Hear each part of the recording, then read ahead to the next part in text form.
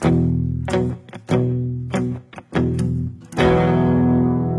placé les étoiles au commencement de l'univers.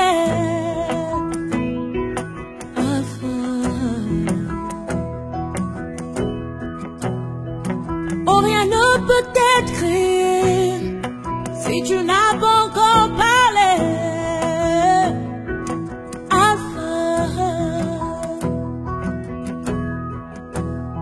Avant qu'Abraham ne fût tué, oh Alpha, mon Seigneur, tu sais comment commencer à faire naître en moi tes louanges. Alpha, Omega, Alpha, Omega, le Dieu de tout temps qui conduit mes pas, Alpha, Omega. Alpha. Bonsoir, bonsoir chez vous, chers téléspectateurs. Bienvenue dans votre page magazine Solution News. Solution News qui est surtout une émission d'adoration consacrée plus à l'adoration et à la louange. Et si qu'au Wapien, comme vous le savez, on aura plus à recevoir pour vous, nos téléspectateurs, plus les hommes de Dieu, les chantres, avec qui nous aurons à parler de notre Jésus-Christ de Nazareth, comme nous avons toujours l'habitude de faire l'évangélisation au travers de médias. Pour ce tout premier numéro, ça sera bel et bien présenté par moi, votre humble serviteur, le frère Daniel Maswekama. Mais je ne serai pas seul, comme d'habitude, je serai accompagné de ma sœur et confrère, la sœur Danou, à qui j'ai dit bonsoir, papa. Oui, Nakati émission Mokola Lelo, pour tout premier numéro Nabiso, comme je venais de vous le dire, nous recevons un grand homme de Dieu, un éminent de Dieu, que nous aurons à découvrir avec vous, voulais-je dire. Bonsoir, papa. Oui, bonsoir, papa. Oui, papa, tokoye ba santé nini. Zambé Azusonga, santé ça très bien. L'église aussi, ça se porte comment? L'église se porte bien à merveille. Oui, merci papa. Tozo koba toujours, mes chers téléspectateurs. Émission Nabiso Mokola Lelo, na tout premier numéro nango, eza composé na deux parties. Toko martelé mingi sur la présentation de l'homme de Dieu, hein. L'homme de Dieu, oh, a pu beaucoup découvrir. Nabiso Longo Nakati a émission, oh, et puis deuxième partie, toko meka un peu, yakolobela sur le thème au bazo développé Nakati église Owapi Azokamba. Papa Nabiso, tolingi toyeba, ba téléspectateur Nabiso ba découvrir yo mingi, so ko se présenter comme ça parce que bien ezana ba te belé déjà ba ebi ton bazo landa na bandako, mais toi on a pour ça surtout ba ebité bayo. Ta la caméra Nabiso au se présenter. Merci beaucoup papa Daniel. Comme on a pasteur Jean-Claude Moulamba, ba tu ba mesana ko benga papa solution. Nazali pasteur responsable ya ACK Njili quartier 8. Pasteur responsable à ACK Njili quartier 8. Mais papa, nazana posa na épinglé quelque chose de très important. Na yo kitan ozo se présenter au batu mingi ba sepelaka mingi ko benga yo papa solution, c'est ça. Merci beaucoup, c'est ça parce que eza kombo na mipesité, eza kombo oyo batu ba sepelaki ko pesa. Pourquoi? Parce que na moment bazoya ko consulter nzambo tozote ya bango. Zambo muku na Pascal à la Kisangai et que tant que n'a pas problème na bango, plus ils viennent, ils découvrent la solution. Alors babengi o mutona papa solution. Peut-être aussi parce que ils ont compris na la Bible un jour Paul bazokende basali bazokende mission ya musala na Nzambe et que un jour bakutana na naufrage babiki nyoka suye ba barbare ba yambaki ba bazaki na bango sur na yete balobiki en tout cas esili Paul a Kufa. Mais ce jour-là, Paul a Kufa qui dit en tout cas, cet homme c'est un Dieu. Un Dieu sous forme des hommes est descendu parmi nous. Paul Mercure. Mais Mercure, c'est comment ils Paul. Donc c'est peut-être par cela aussi que j'ai compris papa solution. Papa, n'a aussi épinglé quelque chose de très important. Par rapport à Paul, au bien na Bible, et puis Paul bazobengaye Nzambe. Donc on se réfère plus na marambo Bible. Mais tu vas s'attendre aux comme on est apôtre, on est docteur, comme on a souvent l'habitude de le remarquer, les autres quand même archibishop. Alors dites-nous un peu, le nom solution, ils appellent biblique. Alors lorsque pourquoi vous n'avez pas refusé, vous avez accepté le nom? Papa Daniel, hier soit sali miracle, Batba Sepeli. Paul a sali miracle, pourquoi il y a un mercure? C'est-à-dire que Moutounion soit une expression par rapport à l'eau ya monnaie pas Moutouane. Et ça, les locaux matisenga bako benga apôtre. Pourquoi? Parce que ministère ba pesa kango mutute. Ministère ba bota magana. Na bota mana ministère moko. Oyo Moutounion se faye ba kenaza pasteur, naza prophète. Mais nazo benga ma pasteur. Pourquoi? Parce que ba pesa église na kamba. Mais j'ai un ministère à moi. Alors la solution, c'est par rapport aux solutions, parce que Jésus lui-même c'est la solution. Donc c'est-à-dire que bazo attribuer ngai et loko moko oyo et so pesa ngana courage au karamana yesu solution. C'est ce sens-là. Donc je présente Jésus comme le Dieu des solutions. Mes chers téléspectateurs, je pense que vous avez compris que comme la solution y a pas mbaté, et ça par rapport à makambo batu bauti comme on a un ministère ou à paso c'est l'anzambe awa nakati ya sekanjuli quartier 8. On va pas tenir to yeba, yamboto yambayo nakati siko comme on a l'habitude de le dire à nos chers téléspectateurs, nous aimons bien descendre sur le terrain, kozwa ba information yamboto benga mutumogo na plateau na biso ya Solution News. Kasi selon les informations de notre possession papa, tu as découvert que au Botamito Bini, la famille Owapi, homme de Dieu, est-ce que vous confirmez cela? On est un journaliste, mais du moins Nazali est né d'une famille de 8 enfants. Zamba Salibiso grâce, na 8 on a tous 6 garçons, 2 filles. Et dans tous les 6 garçons, tous sont des serviteurs de Dieu aujourd'hui. Moi, je suis pasteur dans la Sekanjili quartier 8. Oya la ninga comme on est pasteur Pierrot Chaba, azali pasteur responsable dans ACK haute tension. Oya landi pasteur Pierrot, azali moisi ya mutumune na kata grande communauté ACK. Maman Mimi, moisi ya pasteur François Mutombo, voici l'homme. Après, il y a tout ça na papa 12, autobengaka ingénieur 12, azali serviteur de Dieu na Sekanjili quartier 8. Après, tu as pasteur Charles, azali pasteur responsable, il y a ACK Kombo na Brazzaville. Après pasteur Charles, toi na moi aussi, à Balami pe na Moussali na Zambé Mounen, maman Rachel, et après toi na Moussou Dieu merci, Chaba, Azam Moussali na Zambé pa ya pasteur François Mutombo, et le cadet, c'est le frère Christian Chaba, qui est serviteur de Dieu à la Seka Kombo chez le pasteur Charles. Papa, mais nous devons comprendre, vous avez un serviteur na katia ACK. Donc comme si vous bandango ou tabou mwana yebisa biso, est-ce que papa a un serviteur ou comment expliquer bien ce cas pasteur na ACK? Donc comme c'est une église de la famille.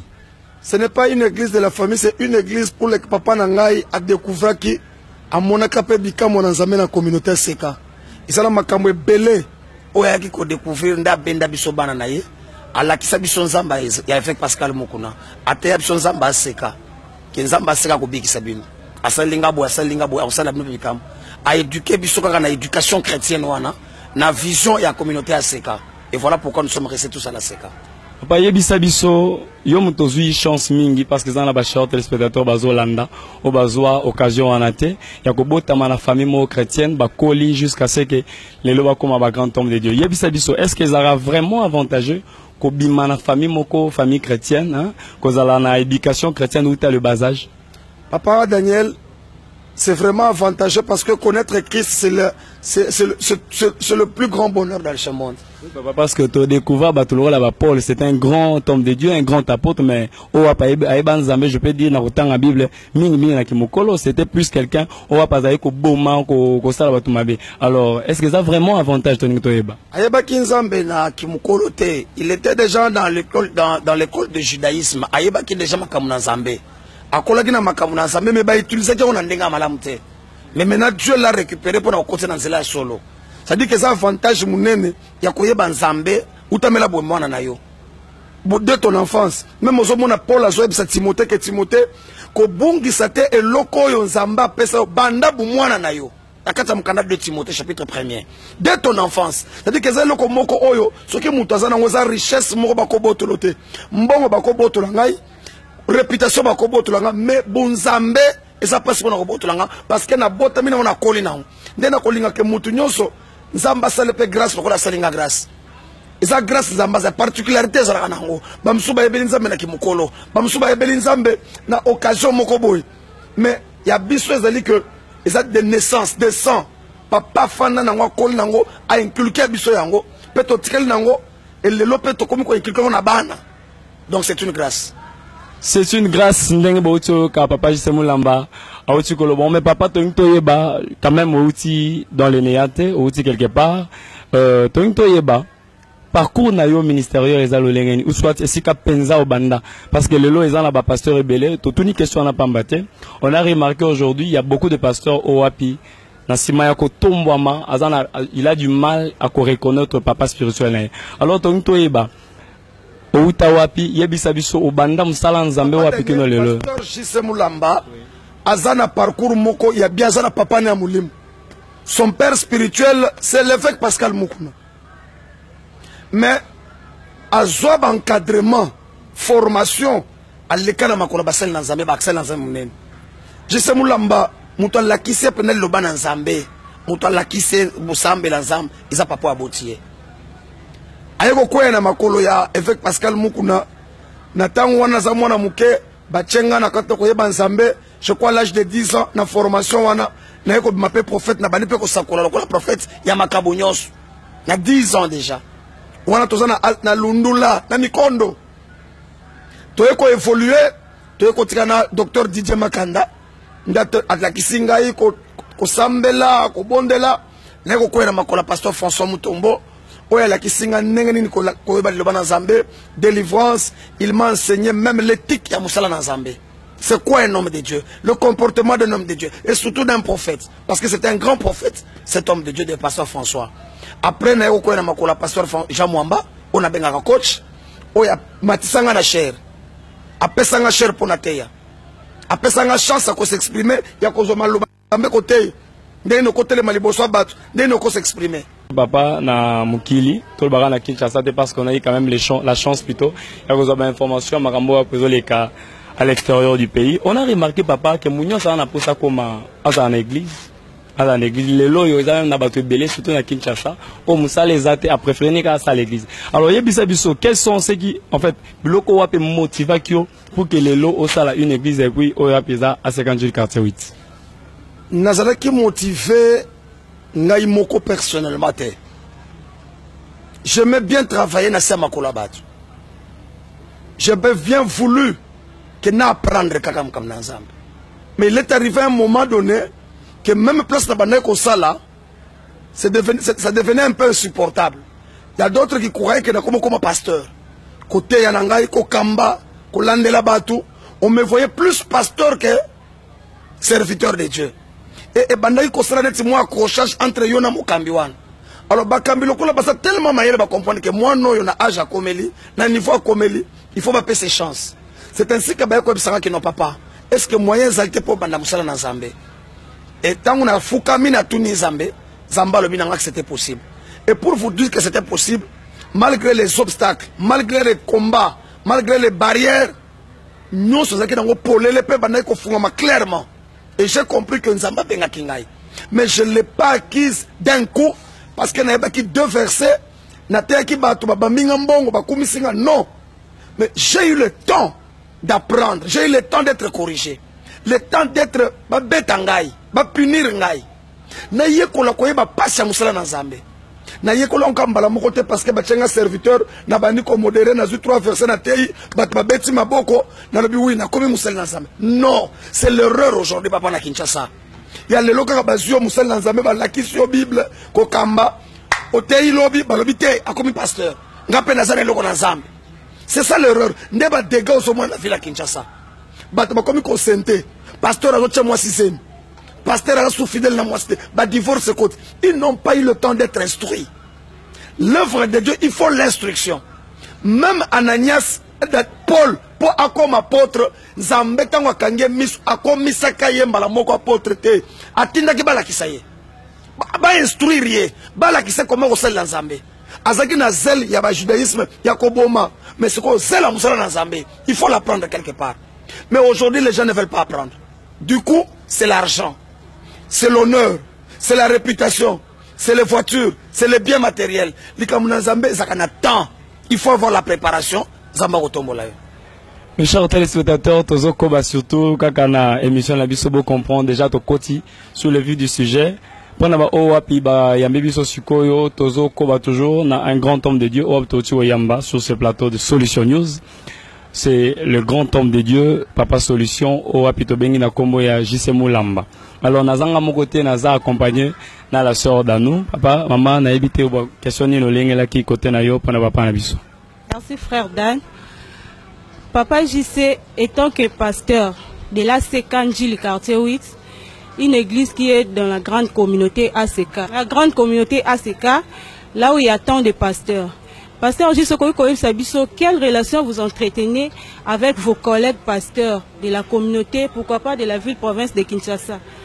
Merci Maman Danou, Zamba Pambolayo. Les relations doivent être bonnes aussi longtemps que nous sommes des hommes de Dieu, des enfants de Dieu. Et ces relations-là resteront bonnes si nous marchons tous dans la même vision. Et si nous sommes dans la crainte de Dieu. Aussi longtemps que d'autres ne marcheront pas dans la même vision, dans la saine doctrine, les relations ne seront pas bonnes. Mais les relations intimes entre hommes seront bonnes. Mais dans la chose de Dieu, on peut avoir des dislocations. Pour des raisons doctrinales. Mais étant qu'humains, on n'est pas des ennemis. Donc dans la grande communauté, c'est quand l'évêque Pascal nous a appris à nous aimer et à défendre la doctrine. Étant donné que nous sommes ses disciples, nous les défendons, nous défendons sa doctrine et nous défendons Christ. Mais quand quelqu'un sort de cette vision-là, il n'est plus notre frère. Il n'y a plus de collaboration car il n'y a pas de relation entre la lumière et les ténèbres. Je pense que c'est ce que je peux dire à ta question, madame. Oui, pasteur, je sais, mais comment on peut savoir que le pasteur là était dans la crainte de l'Éternel et il a perdu sa route? Ma soeur Danou, la Bible dit, vous reconnaîtrez un arbre par ses fruits. La doctrine de Dieu, elle est simple, elle est connue.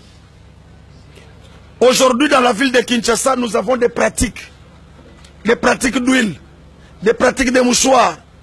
L'on commence à faire sortir des histoires dans le corps des gens. Étant donné que la Bible nous dit que l'esprit n'a ni chair ni os. Mais aujourd'hui, les esprits sortent avec os, avec chair. La sorcellerie que quelqu'un a mangé depuis son enfance, qu'on a donné depuis son enfance, parce qu'il y a quelqu'un qui a Ngouba.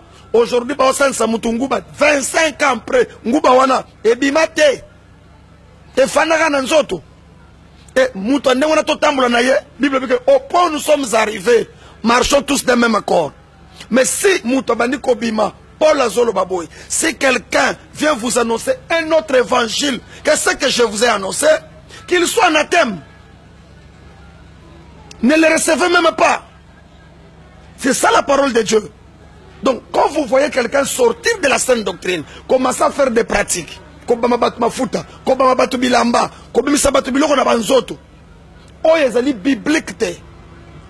séparez-vous de lui. Oui, pasteur, je sais, là nous passons déjà. Rumeur, après votre absence à l'église, une fois que vous n'êtes pas à l'église, ce sont que vos propres serviteurs qui prêchent la parole de Dieu. Est-ce que cela est vrai ou bien c'est faux? Et pourquoi toute cette confiance-là avec vos serviteurs aux autres serviteurs qui viennent de l'extérieur? Na mwana ya libanda mwana musalo zui na mwana ya ndaku yo pesa confiance pana mwana ndaku sikongana kele ko bata mwana libanda na pesa confiance mwana ya ndaku ngamna boko liye ngamna melise libele ngamna kolisiye ngamna lakise education ayebi ngamo bimba ndenge na liaka ndenge na lalaka nyonso ayebi ngai sikoyo nakene ko kamata ramasi tozonga na Bible comme Maman Danou bandani ba defendaka Christ na désert. Et ça que baramasi to bananda Bible bikutu baramasi no sonzamba bomaka bona désert banani bakota ka Caleb na Josué ce que na pesa confiance na bano ya ndako c'est parce que na tangi sabango lilo bana nzambe ba melangai ba yebike na lokambo papa lingaka te non seulement papa même lilo bana nzambe nzambo papa te yaka alingaka likambo te j'ai beaucoup plus confiance mais mupa ya papa mupa ya maman ayebi pasi ya mundimite akoyana n'importe quoi yebi si mundimi mais ayebi te ko fanisa mundimi na ba c'est quel sacrifice azana balangage o ayebeli bandimite ako déplacer balangage parce que yaza moleki nzela mais église ko fandisa ngo maman c'est beaucoup de stratégie. Et ça m'a canissé belé. Côté ya mout, kolande la mout. Mais ya yé peut-être pour na likanisi songolo, pour sa songolo. Mais moi na yandako, ayebi pas nini, to tambola, to kita, na sabanvula, pour na kofan sa mondimi wana ba. Madame na pesa confiance, c'est pas moi nandako. Parce que même Bible c'est attention au feu étranger. Moto mupaya na kati na bino. Il faut moto mupaya koti maman et ko tumbela bino ndaku. Boza na place kofanda soute. Merci. La confiance wana na bana ndaku. Ezo bank sa bino pété que une fois boye ba pe ko perdre sous confiance ya bandimi na bino. Bandimbo mona te que bandimba ko pesa plus confiance na ba serviteur que na bino moko pasteur. Maman dano oye babela mu que ba serviteur on attend baye bazu éducation papa na ba. Visionnaire à Zamoko. C'est ce que comprendre maman. Visionnaire à Zamoko. Et la vision, il n'y a qu'une seule personne qui détient la vision. Il n'y en a pas deux. Dans une assemblée, il n'y a pas deux visionnaires. Il n'y a qu'un seul visionnaire. Ce qu'on moni église, mundi, mais comme on peut sa confiance dans le serviteur, ça dit que pasteur a bien amaté, toi, il y a dit qu'on église, il ne sait pas suivre ses brebis. Et mundi, mais ça a confiance n'a pas naïe. Parce que c'est lui qui a la vision. Comment tu peux dire que mobali moko ye na ndako mutu moko bozo berger na ndako bana nyonso na ndako bakomi ko boya papa ba olinga mutu wana soki bakomi ko boya papa c'est-à-dire que papa na akabaka te asololaka na bana wana te asepelesaka bana wana te mais mupaya tango ya komi ko sepelisa na bana oko sutoka pe lobi na mwasi babotoli oyi. Vous comprenez maman? Donc un visionnaire il faut s'imprégner na kati ya bana naye ata mutu aye maman mutu ayebi ke vision na ngai nazoka na Zambia papoyo papoyo natenga loba na Zambia. Merci pasteur JC yebisa biso pe moi mkie aussi koyoka ki na kati ya église na bino boza vraiment na ba rigueur à makasi bat bazo ba rigueur wana eleki même na ya ba soldats. Vous ne voyez pas que avec cette façon là de faire les choses bandimba koko kima papa la Bible. Bible, les kataramakam. Prévent appui. Papa, yom tout ça na misu. 2 Timothée chapitre 4 à partir du verset 1er. Bible sur. Nous lisons la Bible de Timothée chapitre 4 verset 1er. Tozotanga. Je t'en conjure devant Dieu et devant Jésus-Christ qui doit juger les vivants et les morts et au nom de son apparition et de son royaume. Prêche la parole, insiste en toute occasion, favorable ou non, reprend, censure, exhorte avec toute douceur et en instruisant.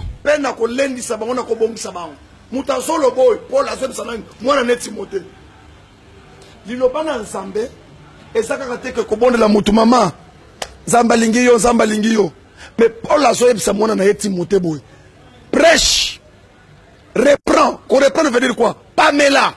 Mouta telemi mabe Pamela ye. Mais ezana ndenge foko Pamela. Parce que quelque part pas zoloba. Mukolo, oye ba place na mukolo. Mwana, tchaye pe la place na ye. Mpaka pe, tchaye la place na ye. Mais ça la bangono sona nini? Pamela. Censuré. Pesa etumbu. Donc etumbu eko zanga ten église. De ce qui se passe juste nda salibongo, soda. Nde yende mabe. Et tout moi la façon ezolo bamela babi kuna même ba militaire ba respirer mais ah vraiment na 8 kuna vraiment il y a pas moyen. Donc les cas ya armée soki mutu maman nda na katso maloba te oyebi soki mutu azoko ka même bible zoko loba nzambe abeta ka pa reprendre ka battu soko moni mutu abandi ko yoka passe ko loba ke kuna eza koleka ça dit que mutu na benga maki ko changer te mutu benga po soki nengwa na ezalaki mbele tokuti na quartier wite ata mutu afanda zate ata mutu na kita zate po kisode leki mbele kuti ni papa ni mama boka uki metango boso kota na quartier wite bokuti batu batondi babimi tili banda comme pour dire quoi et ça na makamusu tozo lobela pona ko sauver batu tozo instruire tozo teya batu mutu azana nzela mabe zongi sena nzela eza ki soda te. Or musala na Nzambe eza ko musala ki soda. Mais tozo ya biso sikoyo pour la lobby avec douceur. Donc bah ozo ki mana bazo comprendre bino mai. Wana mama dano soki bazala kindo kite mile mabe ou bien babenga mate. Ah, faut que ça va faire. Mutu soki ozo l'accès le bana Nzambe, mutu alingi ko comprendre ta somona. C'est-à-dire qu'azo comprendre que mabe na alingi ko défendre mabe na. Il ne veut pas défendre Christ au baote yayi.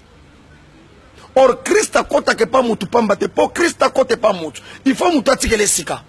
Or bato bazoya. Bango nyoso ba yebi Christ ndenge sengete. Mutu na mutu azana ndenga yebeli Christ.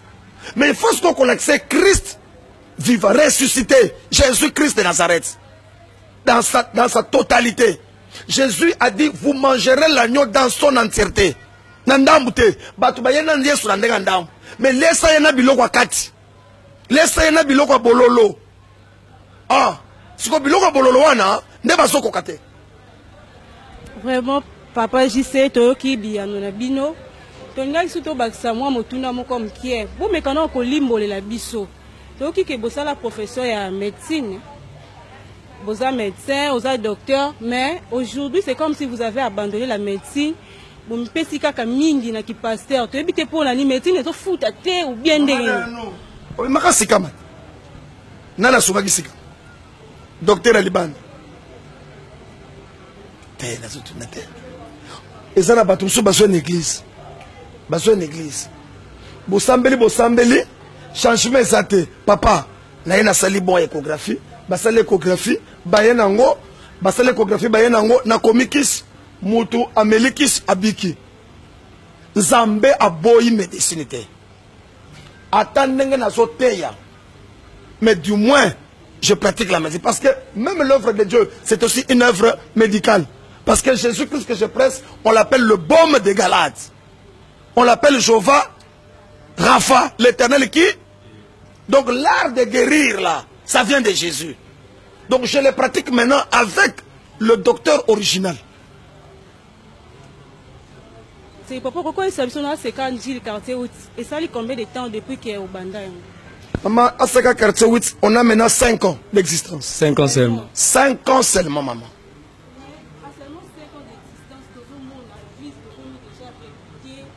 Kasi yondo tuninga question ke kisoda batu bakoza na te 5 ans répété na kisoda kakati. Omoni kisoda wana ennemi réputation. Kisoda wana ennemi réputation. Quelque part l'église est au marché nango bien tout le monde a l'église vit très bien. Nazaku tuna caméraman régisseur mo comme on est papa je crois papa héritier. Mo tuna uti wapi. Pourquoi longo kuna yepe place? C'est-à-dire qu'il a découvert quand même que quelque part Nzambe pas sur bakate siko. Nazana papa Gabi. Hein? Tozana ba Belé, ba David. Bazali. Même papa Daniel. Il vient de quelque part. Il avait une église. Même vous, vous avez une église. Mais vous, d'ailleurs, vous quittez côté Bibois. Or que Tozana ba église kolonga Bibois ti quartier 8. Mais pourquoi vous avez accepté quartier 8 malgré la rigueur? C'est-à-dire qu'il y a un travail qui s'est fait. Donc il y a un Dieu qui parle et qui agit. Un Dieu de solution alors. Yango tozo mona ebele bazo vie bino pe pasteur na musika mingi pe balingi ba koma lokola bino bazo linga ba yeba vraiment secret na bino eza nini. Pour le ministère ko bandaka 5 ans pamba makamnyon c'est tout marché bien vous êtes dans les bons balingi pe ba yeba secret ko ebisa. L'apparence trompe. Alors ceux qui mutakola ndaka bongo pas comme pasteur, il fera naufrage. Papa Yebisabiso aussi invité quelque part on dit que Eningisi Manzungu moko boité Yebisabiso bazobika wana balabi aussi Manzungu papa Daniel koyeba Nzambe eza kitoko mingi papa Daniel mutako sauter Nzamba ko sala que oyeba en 1 centième de seconde pour yebani soka sabou sako bonga na vie. Le seul secret c'est la crainte de Dieu, le respect des engagements que vous avez pris avec Dieu, l'alliance que vous avez traitée avec Dieu. Respectez-le, marchez dans ses principes. Dieu ne vous lâchera jamais. Quels que soient les ondits des gens. Mais reste dans les principes de Dieu. Zamba Josué, tant que tu vivras, personne ne tiendra. À condition que ce livre de la loi ne s'éloigne pas de ta bouche. Médite-le jour et nuit. C'est alors que tu resteras dans tes entreprises. Donc, réussite, il y a Josué, liboso il y a Aïe, liboso il y a Jéricho, liboso il y a Jourdain, liboso il y a Gabaonite, c'était dû à quoi? Parce que le livre de la loi ne s'éloignait pas de sa bouche. Il le méditait. C'est-à-dire que quand l'on reste fidèle à ce qu'on s'est dit avec Dieu, Dieu ne te lâchera jamais. Oui, frère Dan, je ne sais pas si vous avez quelque chose à ajouter. Papa, nangana bakisa na question moko otunaki papa sœur dano tunaki nangana zongela ngompe ba chers spectateurs bazolanda. Nangana yeba papa. Tant on opère plus de confiance dans les serviteurs nayo. Malobara mingi les confiance n'exclut pas les contrôles. Yebisa biso un peu. Est-ce que aux hommes on a télé lo otinda bango quelque part en rébellion que mutumo a mono pc cher a téine très bien bi bonga comme pasteur. Papa Daniel, est-ce que quand vous prêchez ici, je dors chez moi à la maison, je mange bien, je vais me promener. Je suis là pour ça, pour voir comment mes serviteurs prestent. Vous comprenez? Ce ne sont pas mes collaborateurs, ce sont les serviteurs, mes disciples. À moins que je sois en voyage, c'est filmé. Tant qu'on a une image, non, c'est la prestation de la salle Nazambe. Après ça, dans la réunion, voilà les erreurs commises. Donc je suis là pour les suivre, les diriger, les corriger et les orienter. Oui, mes chers téléspectateurs, nous tendons vraiment à la fin. On peut dire déjà que nous chutons dans cette émission, dans cette page magazine, pour ce tout premier numéro. Solution News, Yamukola Lelo Oapesa présenté par Ngaï, votre humble serviteur, le frère Daniel. Chers téléspectateurs, ainsi prend donc vraiment fin. Tout comme vraiment Nasuka, Boutsoyoka, le Lengeni du pasteur Justin Moulamba. Je ne pouvais pas terminer cette émission sans pour autant dire d'abord merci à tous les héros dans l'ombre. Là, je cite Papa Héritier, Papa Gabi, Papa David, je vois le jeune caméraman, comment Kevin, tout le monde, je vois aussi l'ingénieur, voilà, Jeannot Bass. En tout cas, Kenzama Pambola Bango, ceux qui font la fierté, il y a presse, il y a Asekanjili quartier 8.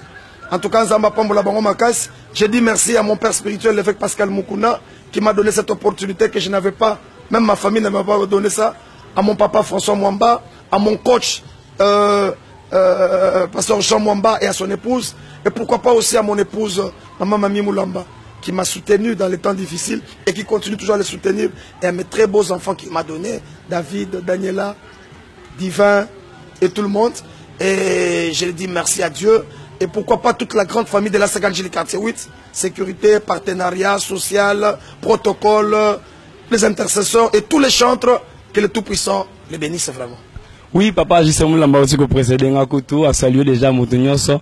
Donc inutile d'insister, Batounyoso ba na sima ya caméra, na régie, mbote comme Elabino, surtout pourquoi pas à la grande communauté ACK. Là, je vois en passant l'évêque Pascal Moukouna, le représentant, il y a ACK Nakatia Kinshasa et à l'international, disons l'évêque Pascal Moukouna. Dans le lingue de comme na comme papa toko kabwana boete to un posta toyeba parce que aux premiers invités na biso na page magazine nos solutions et biso comment est-ce que vous avez été accueillis, le décor, notre studio, c'était comment? Félicitations d'abord. Votre impression? Félicitations à tout le monde. Ça prouve déjà qu'il y a de l'avenir et ça me motivera aussi à beaucoup chercher Dieu que un jour, même 3 ans, 4 ans plus tard, Solution TV et Botam. Pourquoi pas? Parce que ce sont déjà des génies. Faire déjà quelque chose comme ça, monter un plateau, réaliser une émission, ça prouve déjà le sens de maturité. Et tout ce que je peux vous souhaiter, devenez encore plus professionnel. Et je sais que à quartier 8, à la saga quartier 8, nous travaillons comme des pros. Nous ne sommes pas des amateurs. Même dans ma terre, il y en a des pro. Na koyemba to ba pro, na makamno to ba pro. Et je souhaite que vous soyez pro. Moutino so zolanda biso. Lobby qu'on nous appelle lobby comme professionnel. Lobby qu'on a lobby comme professionnel, on a le basuka ndenge to aussi ça. La page de Moulamba, vraiment grand merci na batonya so balandi biso. Le tout prochain numéro est bientôt sur la même heure, même chaîne. D'ici là, portez-vous bien. Papa Justin Moulamba, tu es de côté les mains. Tout des annoncés émission. Merci vraiment papa pour na nengo ya noé na invitation à la vie. Le plaisir était pour moi. Merci madame. Merci. Que le Tout-Puissant vous bénisse, Tout-Puissant vous bénisse. Et je dis ciao, à la prochaine. À la prochaine, merci.